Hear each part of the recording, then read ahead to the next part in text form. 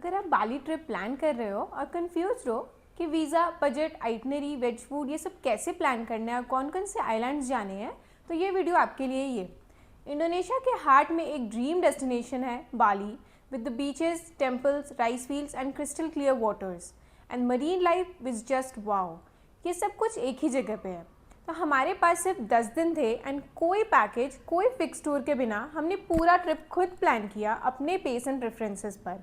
अब वीडियो के एंड तक आप ज़रूर देखना, क्योंकि लास्ट तक आते आते आप अपना बाली ट्रिप खुद ही प्लान कर पाओगे।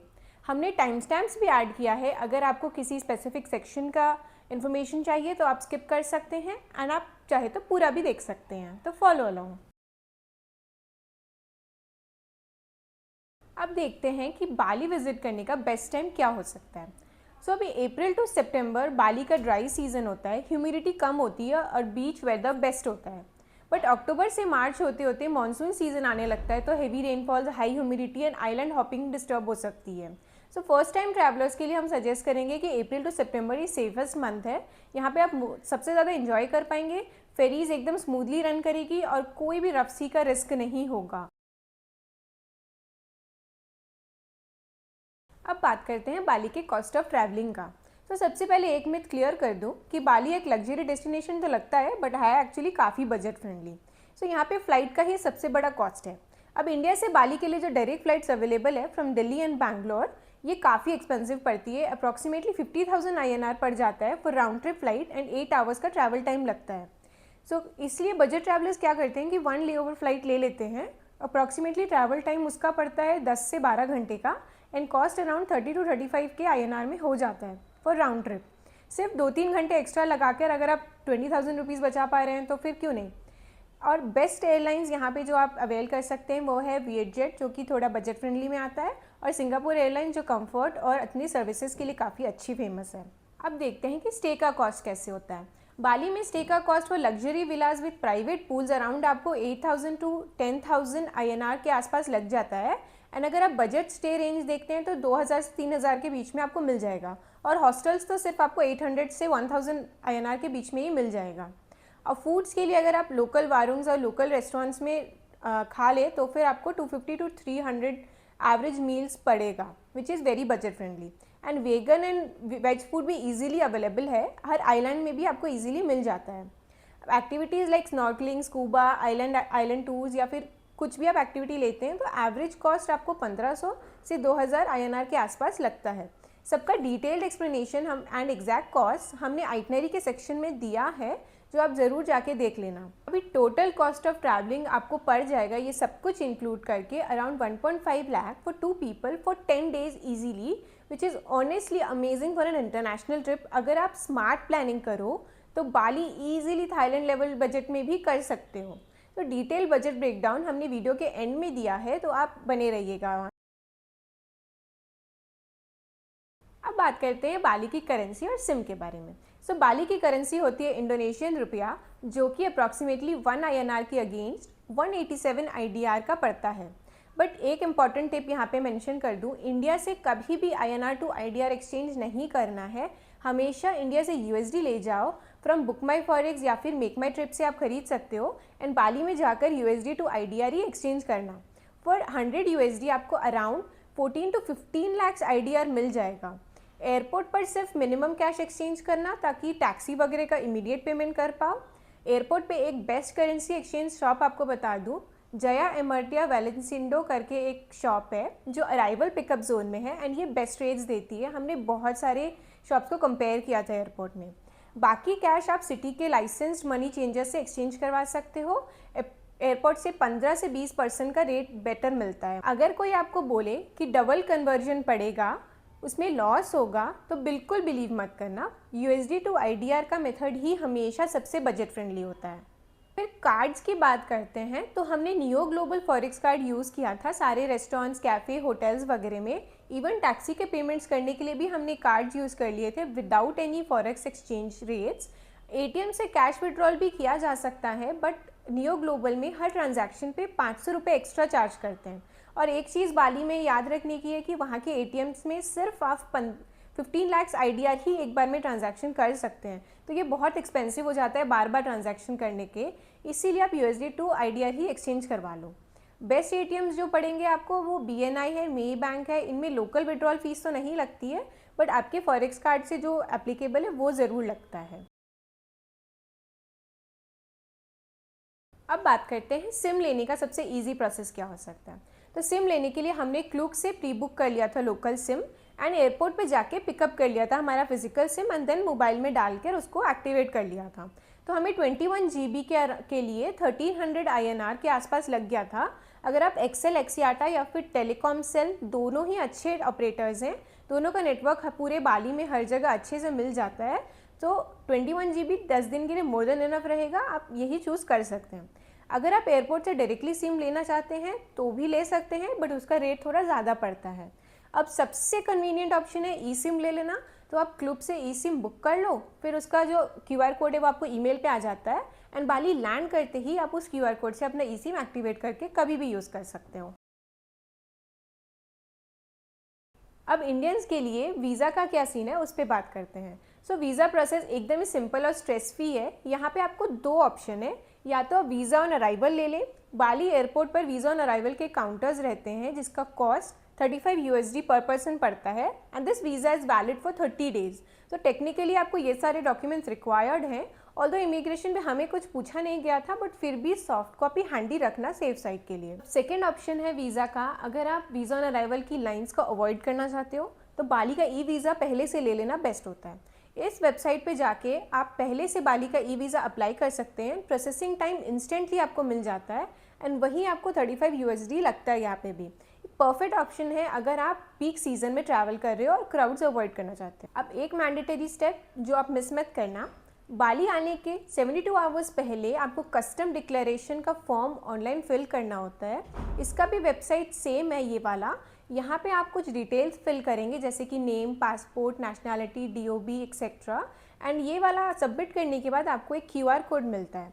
सो इमिग्रेशन के बाद आपको ये QR कोड एयरपोर्ट पे दिखाना होता है, एंड अगर आपने पहले से ये फिल नहीं किया तो आपको ऑन स्पॉट टाइम वेस्ट करके वो फिल करना पड़ता है। अब इस स्क्रीन पे हमने दोनों ही process of e visa and custom declaration form step by step लिख दिया है, तो आप स्क्रीनशॉट ले लें या फिर इसको रेफ़र कर सकते हैं। अगर आपको इसके बारे में एक डिटेल वीडियो चाहिए तो आप कमेंट कर दो और हम आपके लिए एक डिटेल वीडियो बना देंगे। कुछ मस्ट हैव ऐप्स जो आपको बाली जाने के पहले डाउनलोड कर लेना चाहिए ताकि आपका ट्रैवल जर्नी आसान हो सके, वो यहाँ पर है, जैसे कि ग्रैब और गोजेक। इनसे आप टैक्सी और बाइक्स इंस्टेंटली बुक कर सकते हैं। बाली में बाइक टैक्सीज बहुत पॉपुलर है, एंड हर जगह जाने के लिए आपको ये बजट फ्रेंडली ऑप्शन अवेल करना ही पड़ेगा। फिर Booking.com है जहाँ पे आप होटल बुकिंग कर सकते हैं, अपने अच्छे डील्स वगैरह मिल जाते हैं इसमें। फिर क्लूक ऐप है जहाँ पे आप एक्टिविटीज़, डे टूर्स, फेरी, ये सब कुछ यहाँ से बुक कर सकते हैं। इनफैक्ट आप सिम भी यहाँ से ही बुक कर सकते हैं। फिर गूगल ट्रांसलेटर है जो कि इंग्लिश से आपको इंडोनेशियन लैंग्वेज में ट्रांसलेट करने पे हेल्प करेगा, एंड गूगल मैप्स तो नेविगेशन के लिए है ही। यहाँ पे आप ऑफलाइन मैप्स हर जगह का डाउनलोड कर लेना ताकि आपको रास्ता वगैरह पता करने में मुश्किल ना हो। ऑनेस्टली मुझे सबसे ज़्यादा डर लग रहा था कि वेज फूड का हम कैसे करेंगे, वहाँ पे क्या सीन रहेगा, बट बाली ने सरप्राइज़ कर दिया था। वहाँ पे अगर आपको लगता है कि वेज फूड में प्रॉब्लम होगी तो बिल्कुल भी टेंशन मत लो। अभी पूरे बाली में इवन आइलैंड्स पर भी हर जगह वीगन और वेजिटेरियन फूड्स काफ़ी पॉपुलर हो गए हैं एंड ईजिली अवेलेबल हो जाते हैं इन गुड बजट। तो ये स्क्रीनशॉट में हमने डाला है list of ways food options जो आपको मस्ट ट्राई करने चाहिए, एंड कुछ रेस्टोरेंट्स जो हमने ट्राई किया था विच आर वेरी गुड। हम सजेस्ट करेंगे आपको ये सब ज़रूर ट्राई करना। अब चलते हैं 10 डेज़ आइटनरी की तरफ। सो अगर आपके पास लिमिटेड नंबर ऑफ डेज़ हैं बट करने को बहुत कुछ है, तो आप कैसे डिसाइड करोगे कि आपको कौन से दिन क्या रखना है। हम भी इसी तरह बहुत कंफ्यूज थे बिकॉज हमें करना तो बहुत कुछ था बट लिमिटेड टाइम में ही। तो हमने कुछ इस तरह से अपना आइटनरी डिवाइड किया था। हमने स्टार्ट किया था उलुवातु में 2 दिन स्पेंड करा था। फिर हम नूसा बनीरा आइलैंड गए थे जहाँ पे हमने 2 दिन स्पेंड किया था। Then we move to Gili T island where we spend 3 days। Then back to Bali mainland in Ubud and spend 2 days, and last Seminyak में हमने लास्ट दिन स्पेंड किया था। सो इस तरह से हमने अपने 10 डेज़ आइटनरी डिफाइन की थी। आप इसको ही फॉलो कर सकते हैं या फिर सिमिलर एक्टिविटीज़ अपने आइटनरी में डाल सकते हैं। तो अब चलते हैं इनके डिटेल्स की तरफ। तो डे 1 एंड 2 हमने उलुवातू में स्पेंड किया था। हमारी बाली आइटनरी स्टार्ट हुई मुंबई से। हमने सिंगापुर एयरलाइंस की फ़्लाइट पकड़ी थी जाते वक्त एंड आते वक्त विएटजेट की फ़्लाइट पकड़ी थी। तो हम डेनपसार एयरपोर्ट पहुंचे थे 3 बजे दोपहर को एंड इमिग्रेशन वगैरह सब ख़त्म करने के बाद हमने गोजेक से कैब बुक की अपने एयरपोर्ट से उलुवातू के स्टे के लिए। अब एयरपोर्ट से टैक्सी के लिए आप ग्रैब भी बुक कर सकते हैं, गोजेक भी बुक कर सकते हैं। हमें हमेशा ही गोजेक का प्राइस बहुत सस्ता पड़ा था ग्रैब से, तो हमने सारे ट्रिप में गोजेक ही बुक की। उलुवातू बाली का वो साइड है जहाँ क्राउड्स कम होती है, बीचेस एकदम रॉ और सनसेट अनरियल लगते हैं। अगर आप रिलैक्स स्टार्ट चाहते हो अपने ट्रिप का तो उलुवातू एक परफेक्ट स्पॉट है। हमारे लिए 2 दिन काफ़ी रिलैक्स्ड और फन रहा था। यहाँ पे हमने स्टे किया था ओको बाली सर्फ रिसॉर्ट में, जो कि एक छोटा सा ग्रीन और पीसफुल सा रिसॉर्ट है with clean rooms and friendly staff. So check in के बाद हम गोजेक बाइक टैक्सी बुक करके गए थे पंटाई पांडवा बीच पे एंड यहाँ की एंट्री फीस होती है 15,000 IDR पर पर्सन एंड ये एक बहुत ही अच्छा सनसेट स्पॉट है। यहाँ पे आप इवनिंग अच्छे से स्पेंड कर सकते हो। बट एक प्रॉब्लम हो गया था कि वापस आते वक्त हमें कैब नहीं मिला एंड हमें एक टूरिस्ट से लिफ्ट लेना पड़ा था। इट इज़ बिकॉज यहाँ पंटाई पांडवा में आने के लिए हमेशा गोजेक या ग्रैब वालों को 15,000 IDR का एंट्री देना पड़ता है, तो कोई जनरली आना नहीं चाहता पिकअप के लिए, इसलिए बी प्रिपेयर्ड। अब डे 2 के लिए हमने होटल से 2 व्हीलर रेंट किया था 100K IDR पर डे पर एंड पेट्रोल हमें मिल गया था 10K IDR पर लीटर पर ही। अब उलुवातू में ज़्यादा चेकिंग वगैरह नहीं होती है, तो उन्होंने IDP के लिए फोर्स नहीं किया एंड हमने IDP के बिना ही स्कूटी बुक कर ली थी। तो मॉर्निंग में हमने स्टार्ट किया पंटाई बाटू बारक की तरफ गए थे। ये उलुवाटू का मोस्ट पिक्चरस बीच रोड है एंड यहाँ पे आपको बहुत अच्छे फ़ोटोज़ वगैरह खींचने का स्पॉट मिलेगा। फिर थोड़ा सा उलुवातू बीच के साइड पे एक्सप्लोर करना, पांडवा बीच के ब्लू वाटर्स में चिल विल करने के बाद आफ्टरनून में चले जाना GW के कल्चरल पार्क, जो कि गरुड़ विष्णु के स्टैचू देखने के लिए बाली में बहुत फेमस है। इनका बहुत बड़ा सिग्निफिकेंस है बाली के लिए एंड इधर बहुत सारी स्टोरीज और हिस्ट्री के बारे में भी आपको पता चलता है। ये एक्टिविटी हमने सेम डे क्लूक से बुक कर लिया था एंड हमें सिर्फ 1100 INR पड़ा था फॉर 2 पीपल। हमने यहाँ पे क्लूक का लिंक भी ऐड कर दिया है। फिर इवनिंग में हमने जाके चिल किया था थोड़ा सा पालमिना बीच क्लब पे, जो कि मिलास्ती बीच पर एग्जिस्ट करता है एंड यहाँ का एंट्री चार्ज है सिर्फ 125 IDR per person, including 1 drink 1 popcorn and towel. यहाँ पे infinity pool, light music, swings, laid back vibes, सब कुछ था एक परफेक्ट इवनिंग में चिल करने के लिए। बीच बेड्स एंड फूड वगैरह आपको अलग से लेना पड़ता है, जो कि भी काफ़ी अफोर्डेबल है। So these are the more things you can do in Uluwatu if you have more time and cover all these good spots. अब डे 3 और 4 हमने स्पेंड किया था नूसा पनीडा में। सो हमने सुबह पहले स्टार्ट की अपनी जर्नी नूसा पनीडा के लिए एंड हमने क्लूक से बाली टू नूसा पनीडा के लिए फेरी बुक की थी, which costed us around 1100 INR पर person, which was through Maruti Fast Boat. This is the best ferry service you can get in Nusa Penida and it starts from Sanur Port. So the journey takes around 1 hour and schedule time से थोड़ा पहले ही port पे पहुंच जाना, because वहाँ काफ़ी भीड़ होती है एंड समझने में टाइम लग सकता है। एंड एक टिप हम देते हैं कि फेरी यहाँ की बहुत बेसिक है, कुछ AC नहीं होता, टॉयलेट्स नहीं होते और काफ़ी हॉट एंड स्टफी होता है। तो बी प्रिपेयर्ड, अगर आपको सी सिकनेस वगैरह है तो मेडिसिन कैरी कर लेना। मैं ये आपको बता दे रही हूँ ताकि आप हमारे जैसा सेम मिस्टेक रिपीट ना करो। फिर नूसा पेनिडा पहुंचकर हमने तुरंत पोर्ट से स्कूटी रेंट कर ली थी, which costed around 100K IDR per day and island का एक छोटा सा एंट्री फीस आपको देना पड़ता है 25K IDR का पोर्ट पर ही, जो कि मैंडेटरी है पर पर्सन पे करने के लिए। यहाँ हमने स्टे किया था वाटर साइड इन में। ये एक छोटा सा होम स्टे टाइप का है जहाँ से जो डायरेक्टली बीच फेसिंग था एंड काफ़ी अच्छे पूल और ओशन के व्यूज़ थे यहाँ पे। स्पेशली सनराइज़ देखने के लिए तो परफेक्ट था यहाँ का। एंड इनके ओनर भी काफ़ी फ्रेंडली थे, उन्होंने हमें काफ़ी कुछ गाइड किया था अराउंड नूसा पेनिडा एंड स्नॉर्कलिंग के टूर्स वगैरह भी बुक करवा दिया था। अब चेक इन करने के बाद हमने स्कूटी से एक्सप्लोर किया था नूसा पेनिडा के beautiful beach roads and beach side cafes, जो कि काफ़ी सुंदर एंड फेमस है। यहाँ के रोड्स थोड़े से ट्रिकी है, तो थोड़ा संभल के ड्राइव करना है। एंड सनसेट के लिए आप जा सकते हो केलिंगक्लिंग बीच, जहाँ का ट्रैक टफ होता है, तो हम सिर्फ आधे ही दूर गए थे बिकॉज उतना हिम्मत नहीं हो रहा था। बट यहाँ के ऊपर से जो व्यूज़ है वाइट सैंड बीचेस और टर्कॉइज वाटर का, वो एकदम अमेजिंग होता है। फिर यहाँ से हम गए थे एक लेसर नोन स्पॉट, जो कि है Tembeling beach and natural pools. It was a pure natural infinity pool type का बना हुआ था एंड स्प्रिंग वाटर से भरा था पानी, वो एकदम बीच के ऊपर ही था। So it is kind of a hidden paradise. यहाँ पे पहुँचने के लिए आप एक बहुत लंबा सा ट्रैक कर सकते हो गूगल लोकेशन फॉलो करके, या फिर एक स्पॉट पर जाके लोकल्स कुछ बाइक टैक्सीज अवेल करते हैं। 150 आईडीआर पे आप 2 लोगों को एक स्कूटी पे बैठा के वो स्पॉट तक ले जाते हैं। सो वो स्कूटी वाले ले लेना, टाइम सेव हो जाता है। बट ये स्पॉट एकदम मस्ट विजिट। अब न्यूसा पेनिडा में डे 4 के लिए हमने बुक किया था मैंटा स्नॉर्कलिंग टूर, जो हमने अपने होटल से ही बुक कर लिया था एंड हमें 150 के आईडीआर पर पर्सन पड़ा था। इनके ऑपरेटर्स का नाम था कैप्टन डॉल्फिनो। ये एक 4 आवर्स का टूर होता है, इसमें 4 स्पॉट्स कवर करते हैं। यहाँ की मरीन लाइफ एंड कोरल्स बहुत ही ब्यूटीफुल है। मैंने आज तक इतने सुंदर कोरल्स और कलरफुल कोरल्स कहीं पे भी नहीं देखे हैं। हमें डॉल्फिन्स भी देखने को मिला, बहुत कुछ फिशेस देखने को मिला, बट अनफॉर्चुनेटली मैंटा रेस नहीं देखने को मिला था उस दिन। फिर आफ्टरनून में हम गए थे ड्राइव करके डायमंड बीच। यहाँ का रास्ता तो बहुत ज़्यादा ट्रिकी है, स्पेशली 2 व्हीलर्स के लिए, तो बहुत ध्यान से चलाना।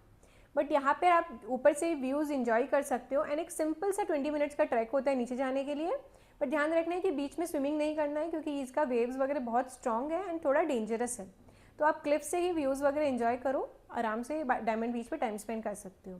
नूसा पेनिडा ट्रूली बाली का एक हिडन जेम है। यहाँ पे बीचेस, क्लिफ्स और नेचुरल वंडर्स एक साथ मिलता है एंड हमने 2 दिन में सब कुछ तो नहीं कवर कर पाए थे, बट आपको ये कुछ लिस्ट ऑफ थिंग्स है जो आप इंजॉय कर सकते हैं नूसा पेनिडा में। अब डे 5 टू डे 7 3 दिन हमने गिली आइलैंड्स में स्पेंड किए थे। गिली आइलैंड्स 3 आइलैंड्स का कॉम्बिनेशन है, गिली एम, गिली ए एंड गिली टी। और हमने गिली टी चूज़ किया था क्योंकि ये थोड़ा सा लाइवली है from the other 2 islands and यहाँ पे काफ़ी सारे शॉप्स एंड होटल्स आराम से अवेलेबल होते हैं। सो हमने ट्रैवल किया था फ्रॉम नूसा पेनिडा टू गिली via Maruti boat only and हमने ये चीज़ नूसा पेनिडा के फेरी काउंटर से बुक कर ली थी ऑन स्पॉट। हमें पड़ा था 300 के आईडीआर पर पर्सन एंड जर्नी में अराउंड 3 से 4 घंटे तक लग जाते हैं। सो फेरीज़ यहाँ की थोड़ी ट्रिकी होती है, इसलिए बी प्रिपेयर्ड। अब गिली टी आइलैंड में यहाँ पे कोई व्हीकल्स नहीं चलता है। यहाँ पे आपको सिर्फ पैदल चलना है, साइकिल चला सकते हैं या फिर हॉर्स कार्ट से चल सकते हैं। गिली टी में हमने स्टे करा था वार रिजॉर्ट में, जो कि पोर्ट से 1 किलोमीटर की दूरी पर है। ये प्रॉपर्टी थोड़ा एवरेज था, बट इसका लोकेशन एकदम परफेक्ट ऑन टर्टल पॉइंट ही था। तो यहाँ से सनराइज़ बहुत मैजिकल होता है एंड सुबह सुबह अगर आप जाते हो तो टर्टल्स को स्विम करते हुए भी देख सकते हो। फिर चेक इन के बाद हम डायरेक्टली बीच पर ही चले गए थे अपना स्नॉर्कलिंग गियर लेकर। यहाँ पे आप बीच पर स्नॉर्कलिंग गियर्स रेंट भी कर सकते हो अगर आप अपना गियर खुद नहीं लेकर आ रहे हो। तो कोरल्स यहाँ के थोड़े से डल्स थे, नोकेश थे, बट यहाँ के फिशेज़ जो थोड़े बहुत शिपरेक्स वगैरह और ग्रीन सी टर्टल देखना तो एकदम अनरियल एक्सपीरियंस था। This was the first time जब हमने टर्टल देखा था in the natural habitat and we were just mesmerised. अब गिली टी का वाइब काफ़ी चिल्ड और लेड बैक है। ऑलमोस्ट हर रिजॉर्ट के साथ आपको बीच शैक और डाइव सेंटर्स अटैच मिलता है, तो आपके पास बहुत सारे ऑप्शन हैं यहाँ पे डाइविंग, स्नॉर्कलिंग टूर्स वगैरह बुक करने के लिए।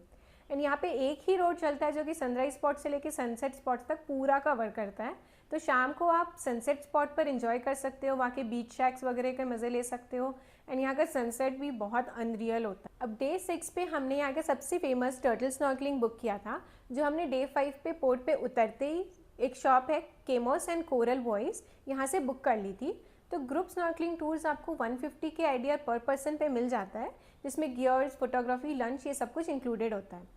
अब इसमें इन्होंने 4 स्पॉट्स कवर किया था, जो कि था टर्टल, कोरल्स, शिपरेक्स, गिली मैनो स्टैचूज़, ये सब कुछ इंक्लूडेड रहता है। एंड लंच के लिए गिली एयर आइलैंड पर लेके जाते हैं।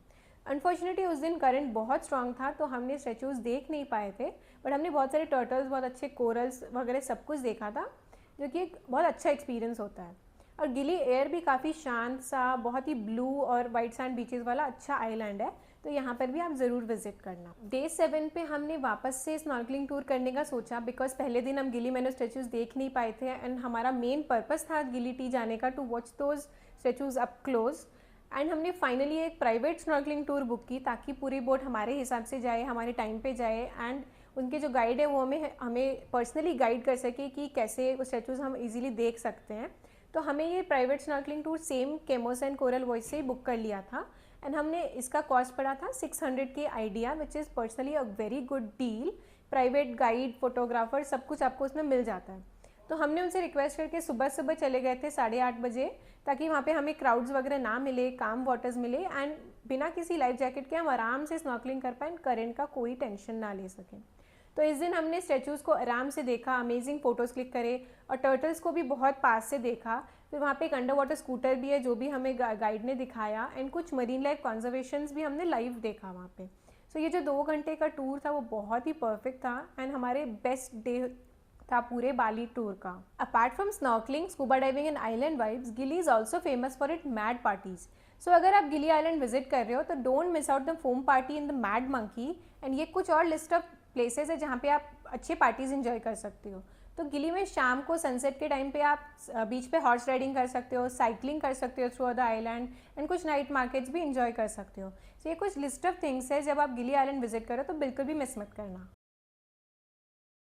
अब आपको गिली से उबुद जाने के लिए 2 ऑप्शन मिलते हैं। या तो आप सनूर पोर्ट लैंड करें वाया नूसा पनीडा, जो कि 4 आवर्स लेती है, या फिर आप गिली से पदंगबाई चले जाएं एंड देन शटल से अपने होटल तक चले जाएं, जो कि 2 घंटे प्लस शटल से 2 घंटे लगती है। सो हमने ये पदंगबाई प्लस शटल वाला ऑप्शन चूज़ कर लिया था फ्रॉम समायावन फास्ट बोट, एंड इसका कॉस्ट हमें पड़ा था 350 IDR पर पर्सन।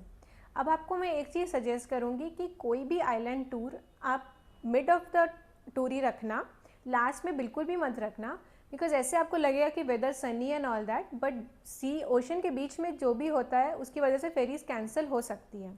तो इट्स वेरी रिस्की अगर आप एंड में रखेंगे एंड आपकी फ़्लाइट है नेक्स्ट डे, तो उसको एकदम आइटनरी के बीच में शेड्यूल करेंगे एंड थोड़ा बहुत इधर उधर होगा तो वो चीज़ आप मैनेज कर पाओगे। अब हमें समायावन बोट फास्ट बोट का एक्सपीरियंस थोड़ा ख़राब लगा था, तो हमने कुछ लिस्ट ऑफ ऑपरेटर्स यहाँ पे दिए हैं, एंड अगर आप पहले से बुक करें तो आप क्लूक से भी बुक कर सकते हैं with your suggested operator and जो आपको रूट लेना है उसके हिसाब से। उबुद पहुँचने के बाद हमने स्टे किया था रूमा रोडा में, जो कि एक ब्यूटीफुल होम स्टे है, एकदम उबुद मार्केट के बीचों बीच लोकेटेड था। इसका vintage interiors, greenery and super friendly staff की वजह से ये प्लेस काफ़ी कोजी था। अब चेक इन के बाद हमने एक्सप्लोर किया आसपास के उबुद मार्केट एरिया को ही। यहाँ के never ending shops, cafes, temples and full touristy vibe से उबुद का हमें बहुत मज़ा आया। हम गए थे सरस्वती टेम्पल और आसपास के कुछ टेम्पल्स रैंडमली रोड पे आपको मिलते हैं, तो इवनिंग में यहाँ पे काफ़ी अच्छा माहौल होता है। एंड आपको अगर टेम्पल में डांसेस वगैरह देखना है तो इसका टिकट्स भी टेम्पल के बाहर ही लोग बेच रहे होते हैं, जो कि आप ले सकते हो। अब उबुद के सिटी एरिया में हमने 2 व्हीलर रेंट नहीं किया था एंड हम आपको सजेस्ट भी नहीं करेंगे, क्योंकि यहाँ पे इंटरनेशनल ड्राइविंग परमिट मैंडेटरी है एंड काफ़ी चेकिंग भी होती है। अब डे 9 पे हमने बुक कर लिया था एक full day private cab from our home stay, जिसका कॉस्ट हमें पड़ा था 700 K IDR for 9 hours, and इसमें हमने 4-5 लोकेशंस कवर किए थे। सो मॉर्निंग 8 o'clock ही हमने निकल गए थे एंड सबसे पहले हम गए थे तीर्थाम्पुल टेम्पल देखने, जो कि एक सेक्रेड बालिनीज हिंदू टेम्पल है, एंड यहाँ की एंट्री फीस थी 100 K IDR per person, and sarong लेना मैंडेटरी होता है यहाँ पे because of the holy and spiritual things. So यहाँ पे आपको जो स्प्रिंग्स मिलते हैं उसमें आप क्लिनजिंग बाथ ले सकते हो, टेम्पल का काफ़ी पीसफुल सा जो इन्वायरमेंट है वो इन्जॉय कर सकते हो। फिर नेक्स्ट स्टॉप हम गए थे अलासरूम राइस टेरेसेस, जो कि lush green views, statues and multiple activities के लिए काफ़ी फेमस है। इसका एंट्री फीस होता है 50 K IDR पर पर्सन। इसमें आपको लुवॉक कॉफ़ी मेकिंग का प्रोसेस भी दिखाते हैं, एंड यहीं पर वो क्रेटेया बीच पूल क्लब है, जो 3 टायर इन्फिनिटी पूल है, उनका व्यूज़ बहुत आंसू होता है, एंड रेस्टोरेंट्स वगैरह सब कुछ आप इंजॉय कर सकते हो। तो एकदम राइस फील्ड से फेसिंग पूल में, इन्फिनिटी पूल में इंजॉय करना या फिर स्विंग करना, ये सब कुछ अलासरूम में आप कर सकते हैं। इनके जो स्विंग्स होते हैं उनके प्राइसेस बहुत वैरी करते हैं, starting from 200 K IDR, and अगर आपको फ़ोटोज़ के लिए वो फ्लोइंग वाली ड्रेस लेनी है तो आपको 200 K IDR पर आवर के लिए रेंट करना पड़ता है। डिपेंडिंग ऑन द चॉइस बहुत सारे पैकेजेस भी अवेलेबल हैं, बट यहाँ पे इस ड्रेस को पहन के स्विंग करना एकदम टिपिकल बाली टूरिस्ट एक्सपीरियंस है, तो जो आपको मिस नहीं करना चाहिए। फिर लंच करने के बाद हम गए थे टेगुनंगन वाटरफॉल देखने के लिए, जहाँ का व्यूज़ भी बहुत अच्छा था, एंड वाटरफॉल फुल फोर्स में आप वहाँ पे नहा सकते हो, एंजॉय कर सकते हो। देन हमने डे एंड किया था तमन देदारी जाके, जो बहुत ही यूनिक जगह है। तो हमने ये ब्यूटीफुल डे काफ़ी रिलैक्स स्पेंड किया था, ज़्यादा हड़बड़ नहीं की थी, बट ये कुछ लिस्ट ऑफ थिंग्स है जो आप उबुद जाके विजिट कर सकते हैं अगर आप ज़्यादा दिन के लिए या फिर आपके पास टाइम है तो। फिर डे 10 में हमने सेमिनियाक गया था। अब उबुद में 2 दिन स्पेंड करने के बाद हम सेमिनियाक गए थे वहाँ से, जहाँ पे कैफ़ेज़, कल्चर, सर्फ ये सब बहुत अच्छे से मिलता है, और उबुद से सेमिनियाक जाने का डिस्टेंस अराउंड 30 किलोमीटर्स है। तो हमने ग्रैब बाइक बुक कर ली थी। यहाँ पे सिर्फ हमें 150 K IDR में 2 बाइक्स मिल गई थी। ऑनेस्टली ये बहुत ही सस्ता और सबसे फास्टेस्ट ऑप्शन हमें मिल रहा था उस वक्त, बट बैकपैक एंड लगेज के साथ वहाँ पे जाना थोड़ा टायरिंग था, बट टाइम एंड पैसे दोनों सेव हो गए थे। फिर सेमिनियाक में हमने लोटस तीर्था होटल बुक किया था, जो कि सेमिनियाक बीच से अराउंड 600 मीटर की दूरी पर है। अब चेक इन वगैरह करने के बाद हमने सेमिनियाक बीच पे वॉक किया एंड वहाँ के coast line, endless coast line है, उसको एंजॉय किया। एंड बीच पे यहाँ पे हर शैक्स में colourful bean bags, budget drinks, हर जगह सर्फ स्कूल, काइट उड़ा रहे रहते हैं लोग, ये सब कुछ अच्छा वाइब्स देखने को मिलता है। फिर रात को यहाँ पे live performances, lively music, fire shows, वो सब कुछ होता है, फायरवर्क्स वगैरह भी होता है। तो सिमनिया रिलैक्स करने के लिए और अपना ट्रिप एंड करने के लिए बेस्ट स्पॉट। अब बाली में ये 10 अनफॉरगेटेबल डेज स्पेंड करने के बाद समय आता है इस ब्यूटीफुल जर्नी को यहाँ रैप अप करने का।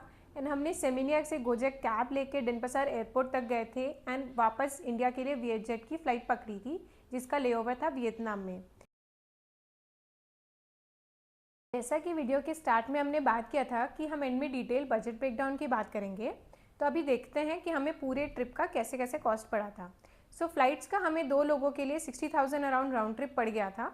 वीज़ा के लिए 2 लोगों का आपको पड़ेगा 6,000 INR, सिम का 1300 INR shared by 2 people, stage का अराउंड 20,000 पड़ गया था टोटल। एंड हमें इसमें बजट होटल्स और होम स्टेज वगैरह मिक्स करके इतने बजट में ही ख़त्म किया था। फिर जो एक्टिविटीज़ है जैसे कि snorkelling, scuba island tour, swing, entrance charges, वो सब कुछ मिला के अप्रॉक्सीमेटली आपको 24,000 INR में कवर हो जाना चाहिए। फिर फेरीज एंड आइलैंड ट्रांसफर अगर आप देखें तो 12,000 INR का 2 लोगों का कॉस्ट पड़ेगा। फूड का अप्रॉक्सीमेटली 18,000 तक लग गया था for 10 days which included the mix of local warungs and cafes वगैरह। और लोकल ट्रांसपोर्ट हमने जो कैब्स या फिर बाइक्स वगैरह बुक की थी उसके लिए हमें 4,000 ही पड़ा था। मोस्टली हमने गोजेक बाइक्स ही बुक कर लिया था जो कि काफ़ी बजट फ्रेंडली पड़ा था। तो शॉपिंग एंड सोविनियर्स का मिला के 4,000 INR हमें लगा था क्योंकि हमने ज़्यादा कुछ नहीं खरीदा था यहाँ पे। अब ग्रैंड टोटल होगा इसका 10 दिन का फॉर 2 पीपल 1.5 लाख अप्रॉक्सीमेटली। इस बजट में हमने कंफर्ट भी ऐड किया था और एक अच्छे एक्सपीरियंसेस पे भी फुल फोकस किया था, कहीं पे भी कुछ कॉम्प्रोमाइज़ नहीं किया। तो अगर आप स्मार्ट प्लानिंग करें तो ये सब कुछ आप इतने ही बजट में कवर कर सकते हैं इजीली। अगर आप बाली ट्रिप प्लान कर रहे हो एंड ये वीडियो आपको थोड़ी सी भी हेल्पफुल लगी हो तो प्लीज़ लाइक, शेयर और सब्सक्राइब ज़रूर करना। हम यहाँ पे सिर्फ एस्थेटिक रील्स की बात नहीं करते हैं, रियल ट्रैवल प्लानिंग भी शेयर करते हैं, जैसे कि बजट, ऑनेट मिस्टेक्स और एक्सपीरियंसेस भी आपको रियल में बताते हैं। तो आपको कुछ भी डाउट हो तो आप कमेंट करके हमें पूछ सकते हैं, हम पर्सनली सारे क्वेश्चंस का आंसर कर देंगे। Thank you.